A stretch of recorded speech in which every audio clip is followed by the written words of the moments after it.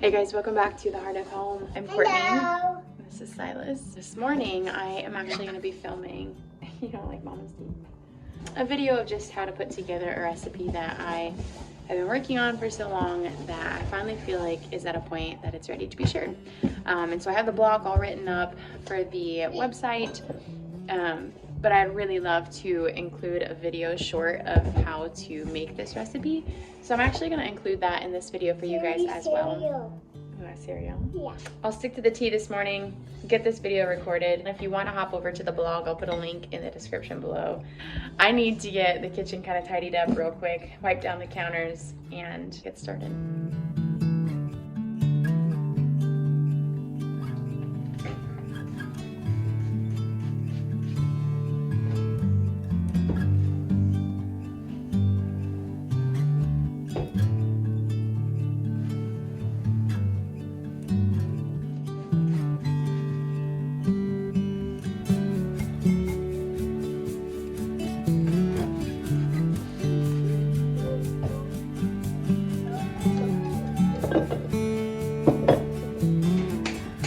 Forgot, I wanted to share with you guys a change that I am making in my kitchen, which is getting rid of as many plastic utensils as I can, a little bit at a time. So I have all of these plastic utensils that we've had probably since we were married almost 6 years ago.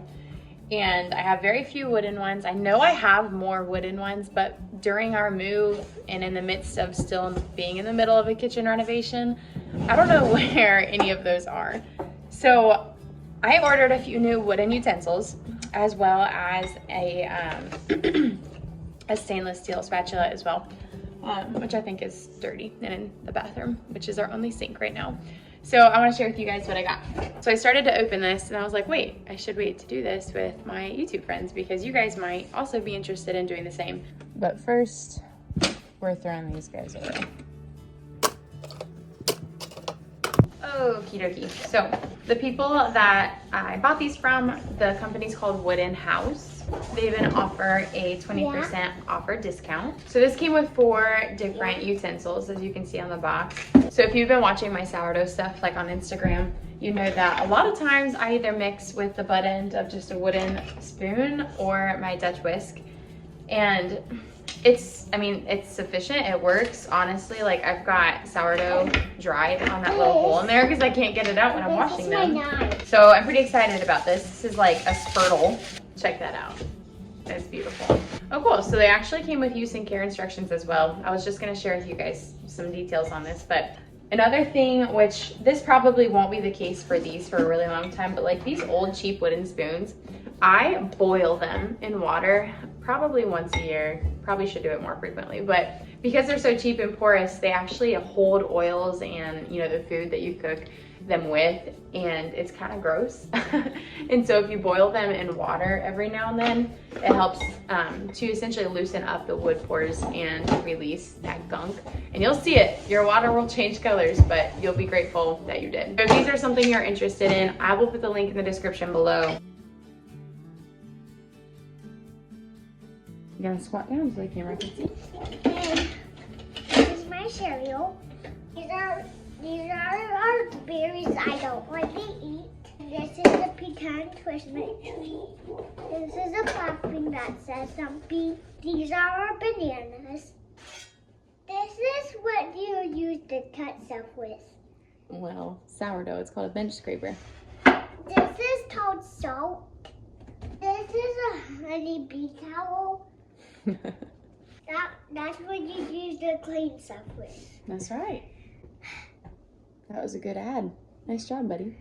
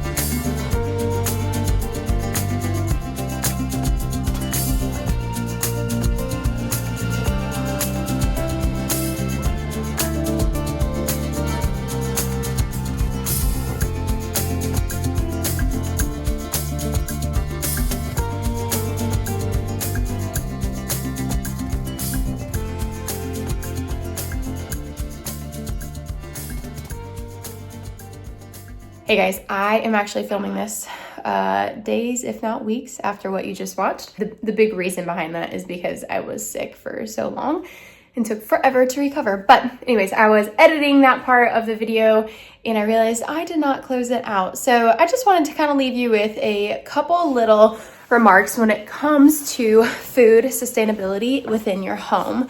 And you know, recently I've been doing a lot more of just journal prompting just to get kind of my mental juices flowing. I recognized that I was filling a lot of my empty space with things like scrolling or playing a game or listening to an audiobook or a podcast. And while those are all good things, I also realized that I wasn't allowing my brain to just think, to ponder. And so I have been coming up with different prompt questions, allowing myself to read one and to sit for 5 minutes, 10 minutes, whatever it might be, just sit in silence in the car on the ride home, and to think. And one of those things that I've been thinking about is how food sustainability within the home can feel so distant, so hard to do. And, you know, even for those people who are living on a homestead or a farm that is, 80, 90% right from their farm, even they face the same challenges. And so if you're watching this and you might be the person that's thinking, well, I want to live that lifestyle, but it's so hard, or I don't have property, I live in a condo, or I live where it's snowy all year round, whatever it might be. Hear me out when I say that cooking from scratch is just the beginning. And you don't have to be fully committed. You don't have to make everything, 100% of your meals from scratch. I think that's crazy. I don't think that's achievable, but that's just me. But I think even something with a recipe that I just shared with you guys, replacing your hamburger helper boxes with from scratch meals with the recipe that I shared with you, even if you don't have all the ingredients. The one thing that I've learned about food from scratch, especially when being inspired by other recipes or trying other people's recipes, is you don't have to do it directly by the instructions or by the ingredient amounts. Your food is still going to taste delicious because it's from scratch. Now, I say that tongue-in-cheek because thanks to, MSG and other ingredients in overprocessed foods, our palates have become very desirable of those processed foods, those quick and easy foods, driving through Culver's or Raising Cane's or McDonald's or whatever, we crave it almost sometimes. And so switching to from scratch food, while it is easy in a sense, it does take work. It does take time to adapt to the taste. And I have been cooking from scratch since we've been married. I tried to do a lot of that in college, but in college, I had no idea what I was doing and I was on a budget. So, but it's not something you can just change overnight. And it does take dedication and it does take intentionality. So if that's you and you're at this part of the video, one, thank you for watching all the way until this point, but two, just be encouraged. Know that you can start replacing your bread. You can start by replacing your cereals. You can start by making your own pasta. It's not hard. It seems so scary because, those Italians make it look real delicious and real difficult and real great. And like, you have to have all these beautiful things to do it. You don't. You really don't. You need like 3-4 ingredients. Okay. So dive into what can I replace in my kitchen today. Maybe it's the kind of salt that you're using. Maybe it's making your own broth just based off of the scraps of the vegetables you're already cooking. When you cut the top of the pepper off, throw it into a gallon freezer bag and then keep doing that with your onion peels, your peppers, your eggshells. I mean, you can freeze and store and keep all sorts of things and you can make broth from it. So, and it's not difficult. You leave it in a roaster, you add some salt and some other spices if you want, and then you can them or you just use it right away. So there's so much to be said on this topic, but I just wanted to leave you guys at that. Just be encouraged and don't be overwhelmed. Try something new and step out of your comfort zone, but be dedicated to it. It does take dedication, but you can do it. You can do hard things. So thank you guys for hanging out with me. I'll catch you on the next video. Bye.